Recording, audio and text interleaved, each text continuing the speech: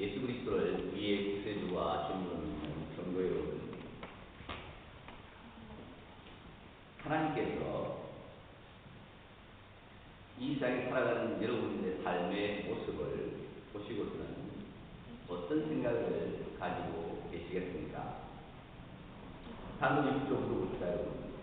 여러분의 삶을 보고 하나님이 기뻐하실까요? 아니면 싫어하실까요? 여러분에게 아멘, 아멘. 여러분에게 미소를 짓고 있을까요? 아니면 인상을 찌푸리고 있을까요? 여러분들이 지난 주간에 살았던 삶을 돌이켜볼 때 하나님께서 그 삶을 기뻐하시겠습니까? 아니면 싫어하시겠습니까? 방금 여러분 말씀하신 것처럼 여러분들이 어떤 분은 조금도 의심 없이 말할 것입니다. 네, 하나님께서 나의 삶을 정말 기뻐하십니다. 어떤 분은 또 생각하시면서 다음과 같이 말할 것입니다. 아닙니다. 내가 지난 주간에 한 행동 때문에 하나님께서는 나를 싫어하시는 것입니다. 또 어떤 분은 이것도 저것도 아니고 잘 모르겠다 이렇게 말을 하는 것입니다. 대부분의 종교인들은 이렇게 말합니다. 내가 행한 잘못된 행동들 때문에 하나님이 정말 살아계시다면 하나님은 나를 싫어하고 계실 것이라고 생각합니다. 그래서 하나님의 불쾌감을 무너뜨리기 위해서 하나님께서 기뻐하실 만한 행동을 많이 하려고 노력합니다. 예를 들면 사람들은 더 많이 기도하려고 합니다. 교회에 더 열심히 참석하려고 합니다. 또 아픈 사람을 더 많이 방문하고 가난한 사람을 구제하려고 도우려고 합니다. 그렇게 함으로써 하나님께서도 좀 더 많은 호감을 얻기를 원합니다. 종교인들은 하나님을 기쁘시게 하려고 많은 노력을 기울입니다. 그러나 사람들이 하나님을 기쁘시게 하려고 노력을 하면 할수록 자신들이 그렇게 할 수 없다는 사실을 깨닫게 됩니다. 그리고 이렇게 말합니다. 나에게는 정말 하나님을 기쁘시게 할 능력이 없다라고 고백합니다. 사랑하는 여러분, 그러면 어떻게 인간이 하나님을 기쁘시게 할 수 있겠습니까? 좀 더 구체적으로 말씀드리면 어떻게 하면 우리 인간이 하나님의 호감을 얻어서, 즉 하나님이 기뻐하시는 그런 것을 해서 하나님의 생명책에 우리의 이름이 기록되어져서 우리가 구원받는 자가 될 수 있겠습니까? 이 질문에 대한 대답이 바로 오늘 우리가 읽은 본문 말씀을 통해 사도 바울이 말하고자 하는 내용입니다. 그의 대답을 한마디로 요약하면 이것입니다. 하나님을 신뢰하는 사람, 즉 하나님을 믿는 사람을 하나님께서 기뻐하신다는 것입니다. 여러분, 이런 대답은 마치 인간이 하나님을 기쁘시게 하기 위해서 무엇인가를 해야 한다는 것처럼 들립니다. 즉 다르게 말하면 하나님을 기쁘시게 하기 위해서 우리는 먼저 하나님을 신뢰하는 행위를 해야 한다는 것처럼 들립니다. 하나님을 신뢰하는 것이 우리 인간 스스로가 할 수 있는 행위인지 아닌지에 대해서는 조금 이따가 또한 말씀을 드리겠습니다. 우선 사도 바울이 기록한 본문의 내용을 생각해 보십시다. 오늘 우리가 읽은 성경인 로마서 4장 5절에서 사도 바울은 말하기를 이렇게 이야기합니다. 이를 아니할지라도 경건치 아니한 자를 어렵다 하시는 이를 믿는 자에게는 그의 믿음을 의로 여기시나니 하고 말씀합니다. 여러분, 이 문장을 보십시오. 이 문장은 로마의 그리스도인들이 자라났던 그 시대의 상황과 아주 날카로운 대조를 이루고 있습니다. 로마에 살았던 그리스도인들은 당시에 이방 종교인들로서 예수 그리스도를 믿기 전에요, 교육을 받았습니다. 모든 이방 종교들은 다음과 같이 가르칩니다. 이미 우리가 아는 것처럼요, 사람은 신을 기쁘게 해드려야 한다. 만약 신을 기쁘게 해드리지 못하면 재난을 당하게 된다. 그럼 어떻게 하면 신을 기쁘게 해드릴 수 있겠습니까? 예를 들면 많은 희생을 신에게 드려야 하고, 또 그런 희생을 행할 때 이미 정해진 규정을 아주 엄격하게 지켜야 한다. 만약에 그 사람이 충분한 희생의식을 아주 조심스럽게 행하지 않으면 그 사람은 신의 보유와 축복을 받지 못하게 될 것이다. 이렇게 가르칩니다. 그리고는 그런 희생을 매일 해야 한다. 왜냐하면 신들은 너무나 변덕스럽고 까다롭기 때문에 사람이 매일 그런 희생의식을 드리지 않으면 신들의 노여움을 하기 때문이다. 그래서 인간은 늘 조심스럽게 신들의 호감을 얻기 위해서 최선을 다해야 합니다. 여러분, 이런 것이 로마 사회에만 있었습니까? 옛날에 우리나라에 기독교가 들어오기 전에 지금도 마찬가지죠. 사람들이 사마리아인과 무신앙을 섬기면서 매일 신들에게 이렇게 손을 들면서 신들을 즐겁게 하기 위해 노력을 합니다. 이런 생각들이 당시에 로마 사회에 늘 퍼져 있었습니다. 우리는 이런 사고방식이 인간은 늘 신의 비율을 맞추어 줘야 하는 노예와 같다는 것을 알게 됩니다. 신을 기쁘시게 하기 위해서 인간은 늘 조심하고 신의 호의 속에서 혹시 제외되지 않을까 늘 염려하고, 그래서 신이 잘못 판단해서 혹시는 진노하지 않을까 늘 괴로워하는 노예와 같은 존재가 되는 것입니다. 인간은 변덕스럽고 까다로운 신들을 섬기는 노예와 같은 존재인 것입니다. 그런 사고방식으로 교육을 받았던 로마 그리스도인들에게 사도월이 지금 지나고 있는 예수 그리스도의 복음은 너무나도 날카로운 대조를 이루는 새로운 부분의 방법이었습니다. 로마인들이 그동안 알고 있었던 것은 완전히 다른 내용이었습니다.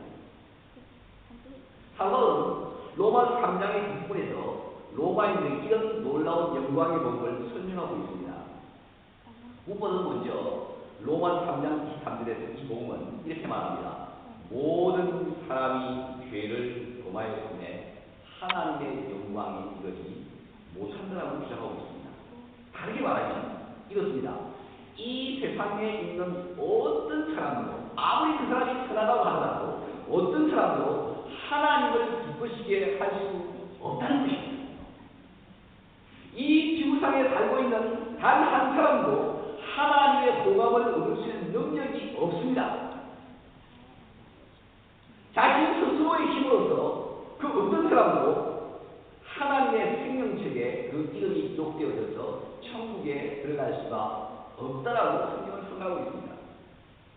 그래서 로마 3장 10절에서 바울이 기록하고 있는 것처럼 이렇게 말합니다.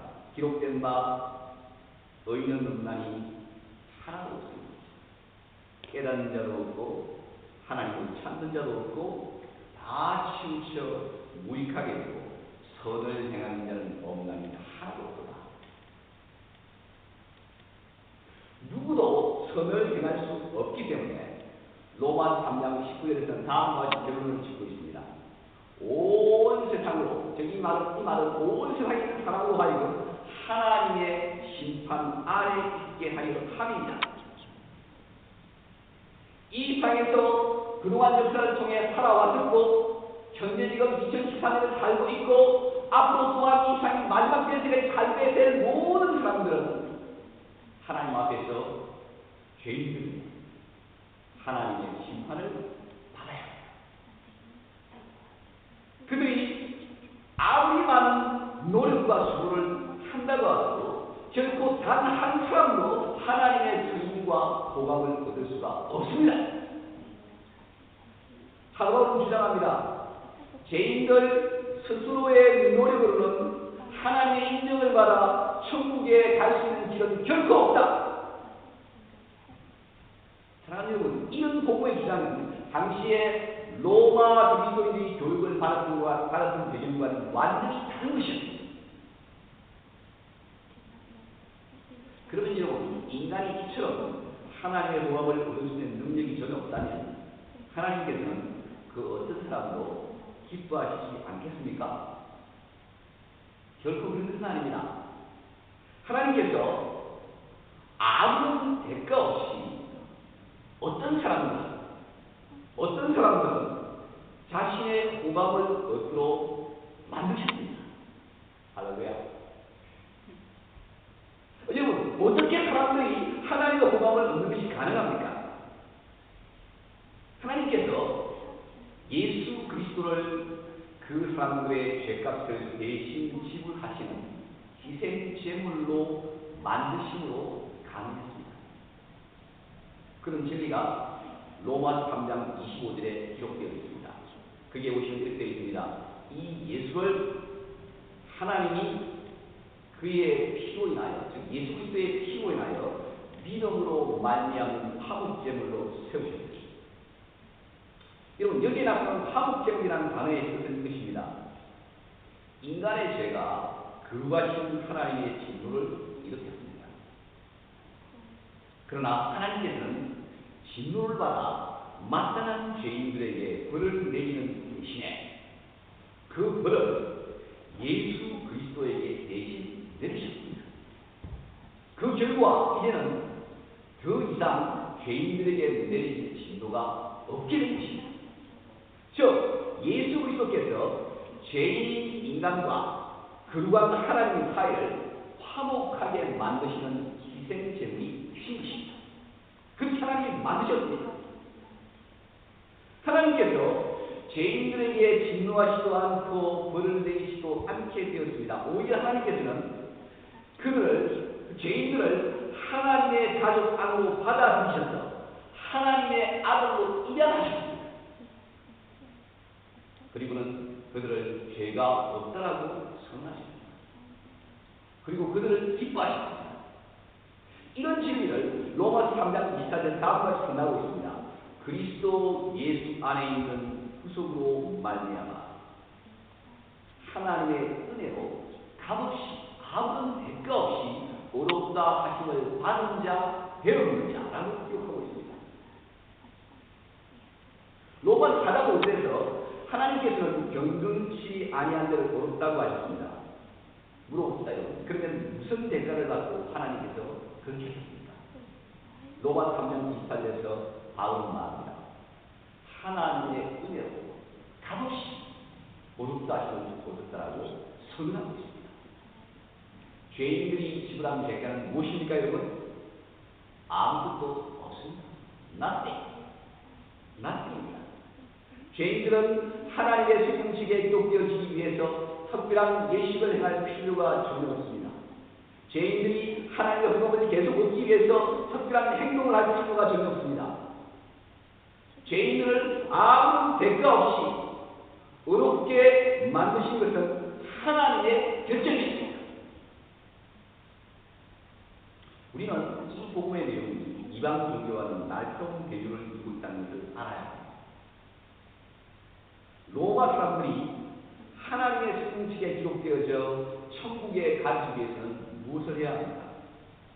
어떻게 그들이 하나님의 보답을 얻을 수가 있습니까?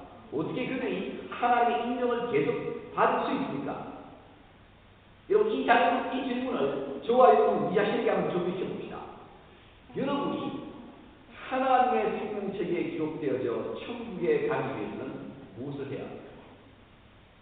여러분이 하나님의 보답을 얻기 위해서는 무엇을 해야 합니까? 여러분이 하나님의 인정을 계속 받기 위해서는 무엇을 해야 합니까? 바울은 이 질문에 대한 대답을 아주 강하게 강조하고 있습니다. 이렇게 말합니다. 여러분이 하나님을 기쁘시게 하기 위해서 어떤 것을 해야 한다는 생각은 근본적으로 잘못된 것이다.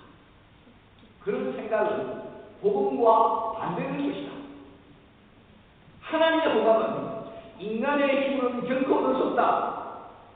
하나님의 복음은 하나님 자신에 의해서 주어지는 것이다. 하나님의 복음은 아무런 대가 없이 주어지는 것이다. 그러므로 여러분, 하나님 앞에서 그 누구도 자랑할 수가 없습니다. 예를 들어 우리는 다음과 같이 생각하지 말아야 합니다. 내가 주일 예배를 빠지지 않고 참석하기 때문에 하나님께서는 나를 인정하셔서 천국으로 보내실 것이다. 그렇게 생각하면 안 됩니다. 내가 다른 성도들을 많이 도와주기 때문에 하나님께서는 나를 인정하신다. 내가 기도를 많이 하기 때문에 하나님께서는 나를 인정하신다. 우리 인간이 행하는 그 어떤 행동도 하나님의 인정을 결코 얻게 할 수가 없습니다. 이것이 바로 오늘 본문 로마서 4장 9절에서 이를 아니할지라도 경건치 아니한 자를 어렵게 하시는 하나님의 담긴 의미입니다. 하나님께서 죄인을 어렵게 하시는 것은 대가 없이 주어지는 것입니다. 그것은 결코 노력해서 얻을 수 있는 것이 아닙니다. 여러분이 행하는 그 어떤 행동도 여러분에게 하나님의 칭의를 줄 수가 없습니다. 하나님의 칭의는 여러분의 노력에 의해서 주어진 것이 결코 아닙니다. 이것은 이 세상의 모든 이방 종교들에서 가르치는 것과는 완전히 반대되는 것입니다. 왜냐하면 이방 종교들은 신의 인정을 받기 위해서는 인간의 노력이 반드시 들어가야 할 거라고 가르치기 때문입니다. 이런 이방 종교의 가르침은 우리의 대적 원수 마귀인 사탄의 강력한 공격 무기가 됩니다. 사탄은 이런 이방 종교의 가르침을 통해서 하나님의 백성을 공격해서 그들이 위로를 얻지 못하도록 만듭니다. 사탄은 그들이 하나님의 보이를 얻기 위해서 무엇인가를 하도 자꾸만 생각하게 만듭니다. 사탄은 그들이 하나님의 보이를 지속적으로 얻기 위해서 어떤 것을 하도 생각하게 만듭니다. 사탄은 이런 잘못된 생각을 우리의 마음속에 집어넣습니다. 그래서 늘 내가 충분하게 하나님을 기쁘시게 하지 못했기 때문에 하나님께서 나를 싫어하실 것이라고 생각하게 만듭니다. 하나님의 보이는 결코 인간의 노력으로 획득되는 것이 아닙니다. 그러면 여러분 어떻게 하나님의 보이를 얻을 수가 있습니까? 사도 바울은 오늘 본문 로마서 4장 5절에서 이렇게 대답하고 있습니다. 이걸 아니할지라도 경건치 아니한 자를 어렵다 하시는 이를 믿는 자에게는 그의 그 믿음을 의로 여기심이라고 말씀합니다. 여기에서 여러분 믿는 것, 즉 믿음이 가장 중요한 해답입니다. 사실 사도 바울은 로마서 3장에서 여러 차례 그것 반복해서 이 믿음에 대해서 말을 했습니다. 그럼 여러분 이 믿음은 무엇입니까? 무엇이 정말 실제로 믿는 것입니까? 그럼 이 믿음이 왜 그처럼 우리에게 중요합니까? 로마서 4장 처음 부분에서 사도 바울은 이 믿음이 무엇인가를 설명하고 있습니다. 그는 우리의 믿음의 주상인 아브라함을 통해서 이 믿음이 무엇인지를 말하고 있습니다. 사도 바울이 로마서 4장 1절에서 이렇게 묻고 있습니다. 여러분 설명해 보십시오. 이렇게 말합니다. 그런즉 육신으로 우리 조상이 된 아브라함이 무엇을 거뒀다? 아브라함은 하나님 앞에서 어렵다 하는 인정을 받았습니다. 하나님께서는 아브라함을 기뻐하셨습니다. 그러나 여러분, 아브라함이 행위를 통해서 하나님의 인정을 받은 것이 아니었습니다. 3절에서 이렇게 선포하고 있습니다. 성경이 무엇을 말하느냐? 아브라함이 하나님을 믿음에 이것이 저에게 의로 여기신 바 되었느냐? 아브라함을 통해서 사도 바울은 믿음이 무엇인지를 로마인들에게 가르치고 있습니다. 바울은 창세기 15장에 나타난 아브라함의 삶을 설명하고 있습니다. 창세기 15장 1절에서 하나님께서 환상 중에 아브라함에게 나타나시 이렇게 말씀하셨습니다. 아브라함아 두려워하지 말으라고 말씀하셨습니다. 왜냐하면 하나님께서는 아브라함의 방패요 지극히 큰 상급이기 때문이라고 말씀하십니다. 이것은 하나님께서 아브라함을 지키시고 보호하시며 또한 아브라함이 받게 될 상급이 시큰 것을 의미한 것입니다.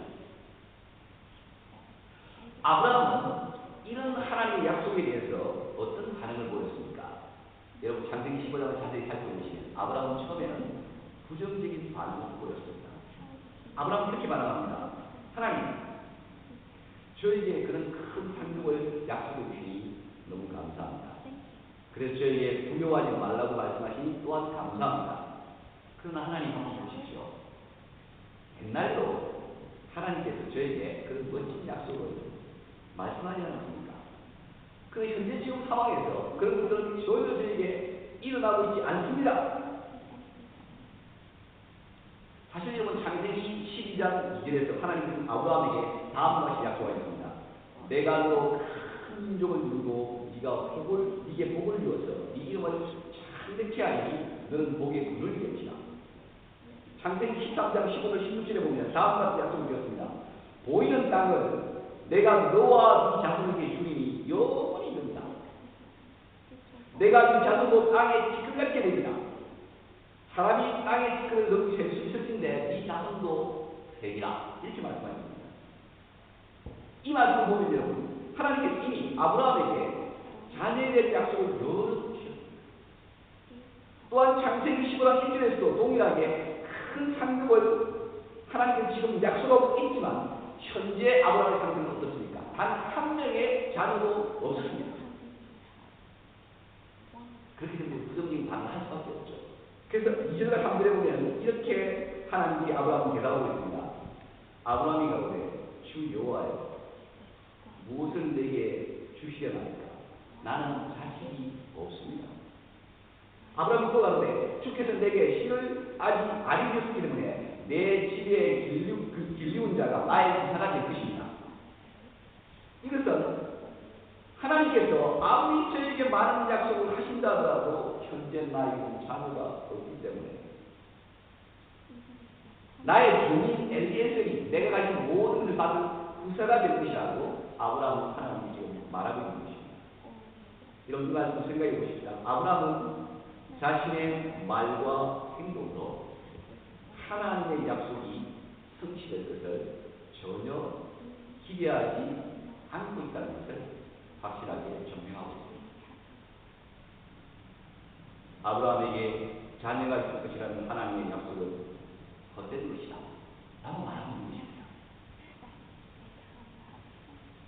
여기 이 본문을 보면 창세기 15장에 기록된 아브라함의 모습은 하나님의 약속들을 결코 의심하지 않은 믿음의 영웅이 절대로 아니었습니다. 상당히 위로가 되죠. 저에게 상당히 위로가 되는 내용입니다.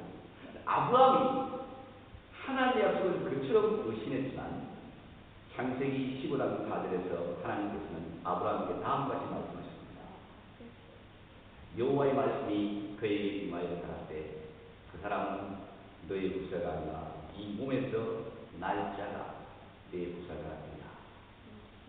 이런 하나님의 말씀은 아브라함이 가진 불신을 파괴시키고 하나님의 약속에 대해서 다시 생각하도록 만들었습니다. 그리고 여러분 그 성경을 보시면요, 하나님께서 아브라함을 바깥으로 데리고 나가셨습니다. 그리고는 하늘을 가리키면서 하늘에 있는 별들을 세어보도록 하셨습니다.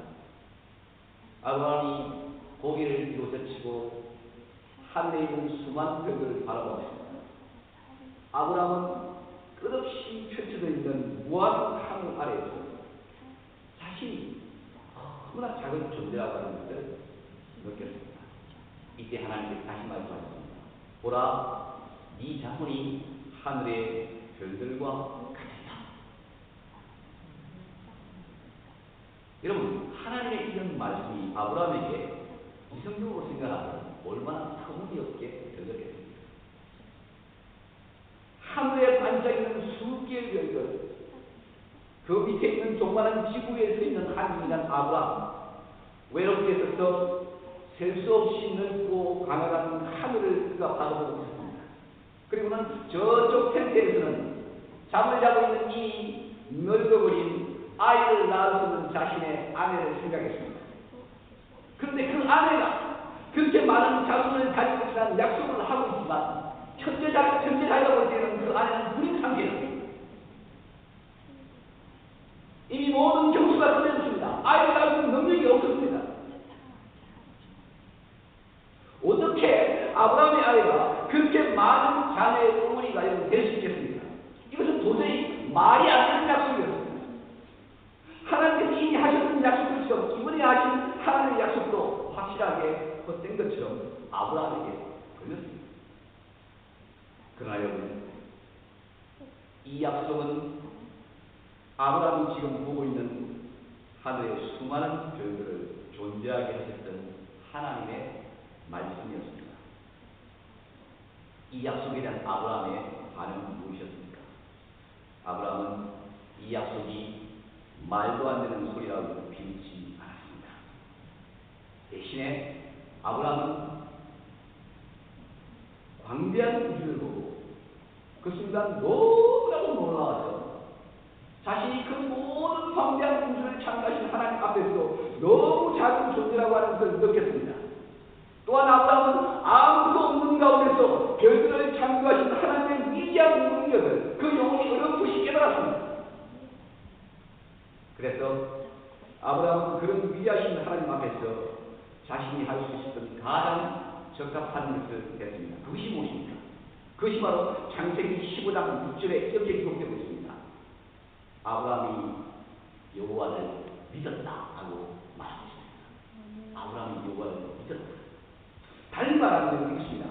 아브라함이 자신의 모든 것을 하늘의 별들을 만드신 전능하신 통치자 하나님의 손에 맡겼던 것입니다. 그분의 손을 신뢰했다는 것입니다.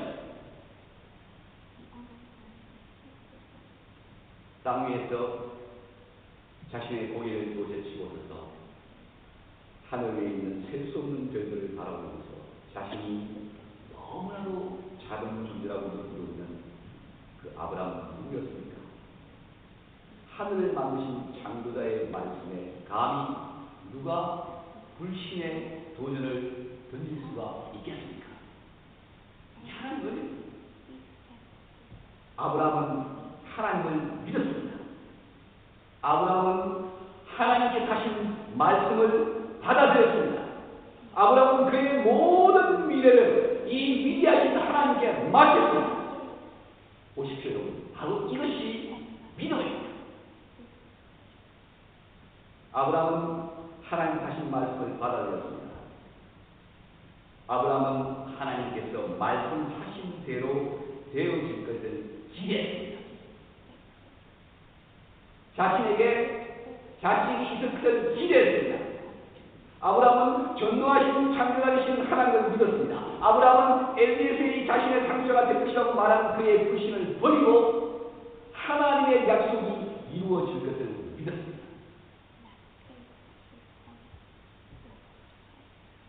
사도 바울은 예수 그리스도 안에서 하나님께 주신 구원의 선물은 아무 대가 없이 가치 없는 자에게 주어졌다고 로마인들에게 말하고 있습니다. 여러분, 이미 말씀드린 것처럼 구원은 아무 대가 없이 죄인에게 주어집니다. 대가 없이 주어지는 이 은혜의 복음을 사도 바울은 죄인들에게 지금 전하고 있습니다.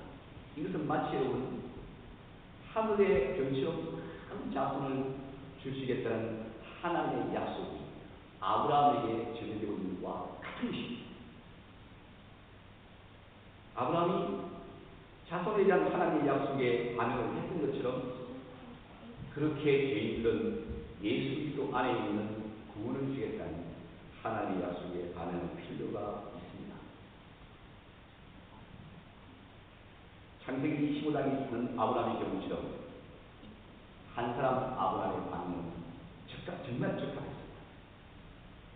똑같은 방법으로 로마인들과 그 당시의 로마인들과 현재 지금 24년을 살아가고 있는 우리가 예수 그리스도 안에 주어진 하나님의 약속에 반응하는 것이 필요합니다. 하나님께서는 공짜로 주어지는 은혜의 복음을 준비하신 분이십니다. 이 복음에 대한 가장 적합한 유일한 반응은 옛날 아브라함이 했던 것과 동일한 것입니다. 무엇입니까? 하나님께서 말씀하셨다면 그대로 될 줄 믿습니다. 아멘. 이것이 하나님의 약속을 받아들이는 유일한 태도입니다. 하나님의 약속을 좀 더 상세하게 말해보십시다. 로마서 3장 24절에서 하나님께서 이렇게 말씀하셨습니다. 그리스도 예수 안에 있는 구속으로 말미암아 하나님의 은혜로 값없이 없다 하심을 얻은 자 되었느니라고 말씀하십니다. 즉 너희 죄악으로 인해 쌓은 나의 진노를 예수 그리스도께 대신 쏘았겠다. 그래서 너에게 남겨진 진노와 불쾌감은 하나도 없게 되었다. 그래서 너는 내 앞에서 의롭고 죄가 없는 자가 되었다. 이 모든 것들이 아무런 대가 없이 너에게 주어졌다. 나는 이 놀라운 선물을 너에게 공짜로 준다. 그 결과 너는 나의 긍정을 받게 된다. 나는 너를 기뻐하고 있다. 여러분, 이것이 바로 여러분들에게 수차례에 걸쳐 전해지고 있는 하나님의 약속의 말씀입니다. 이 하나님의 약속에 대한 가장 적합한 우리의 반응이 무엇입니까? 그것은 하나님께서 말씀하시는 것을 그대로 받아들이는 것입니다. 물론 하나님께서 하신 말씀을 받아들이지 않을 수도 있습니다. 만약에 여러분 중에 그 누군가가 그것을 받아들이지 않는다면 여러분은 하나님을 거절하고 무시하고 하나님의 존재를 부정하는 것과 같습니다. 그런 반응은 엄청난 불신입니다. 여러분의 논리에 의해서 하나님의 인정을 받으려고 하는 것도 하나님의 말씀을 무시하는 것만큼이나 동일한 불신입니다. 하나님의 약속의 말씀에 대해서 가장 적합한 유일한 반응은 하나님께서 말씀하신 것을 받아들이며 자신의 모든 것을 이 위대하신 하나님께 맡기는 것입니다. 창세기 15장에서 아브라함은 하나님께서 약속하신 자녀를 보지 못했습니다. 그러나 그것 때문에 아브라함이 하나님의 약속을 불신하지 않았습니다. 아브라함은 자식이 없음에도 불구하고 하나님께서 말씀하신 것을 받아들였습니다. 왜냐하면 무에서 유를 창조하신 동일한 하나님께서 지금 그 말씀을 아브라함에게 하고 있었기 때문입니다.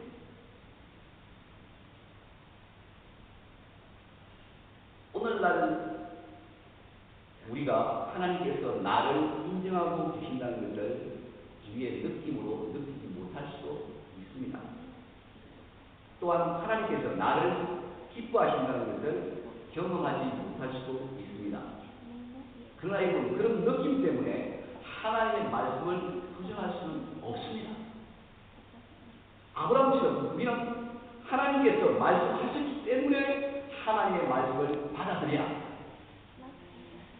그 받아들임, 즉 말씀하신 하나님에게 자신의 모든 것을 맡기는 것 때문에 하나님께서는 나를, 즉 저와 여러분을 기뻐하십니다.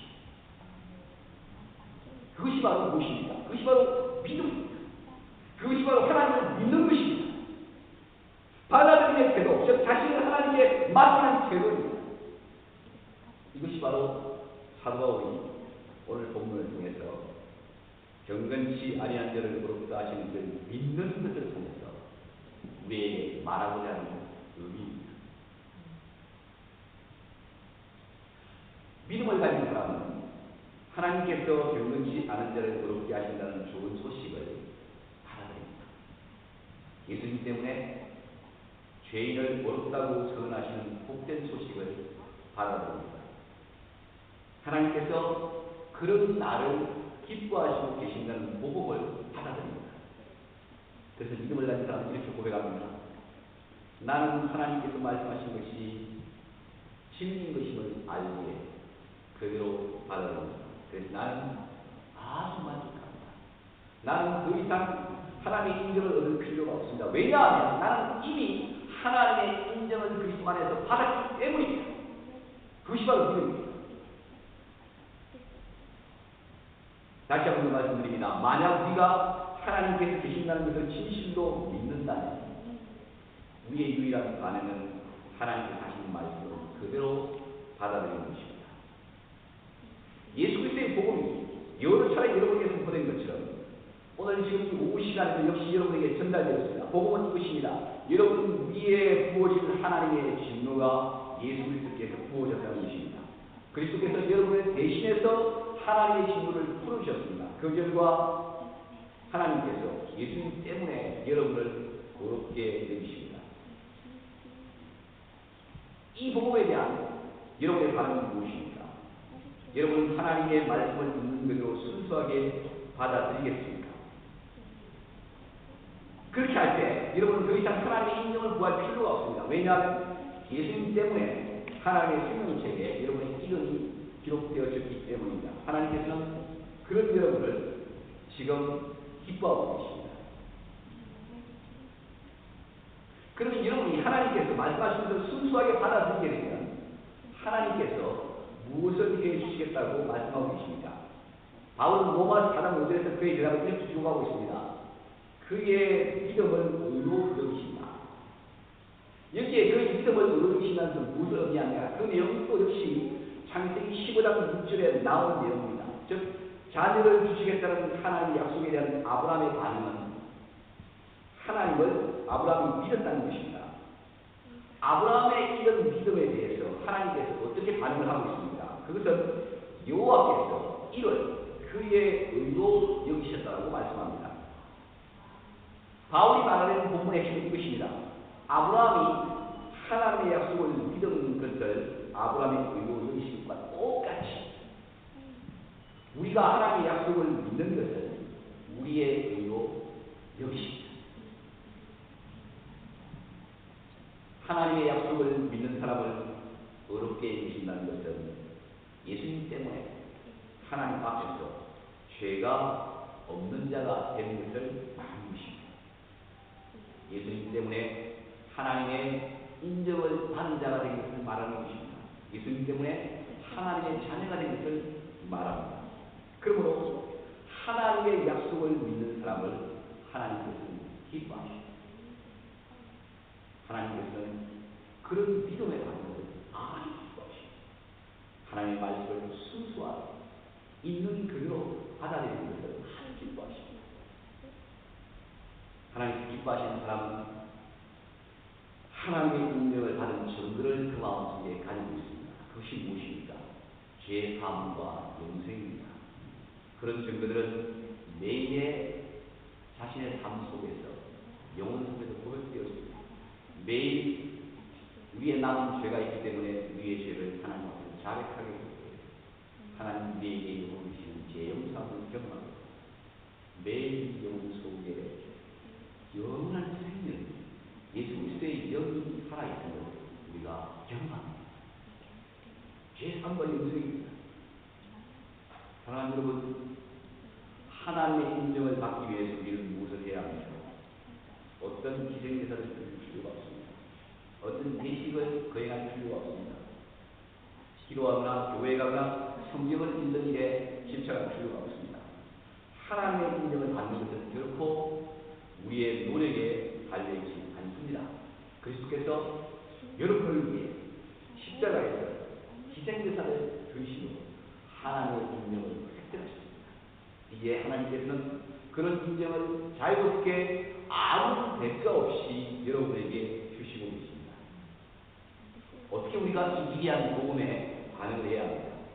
이 질문에 대한 대답은 하나님의 약속을 그대로 믿는 것입니다. 이런 믿음을 가진 사람을 하나님께서는 아주 기뻐하십니다.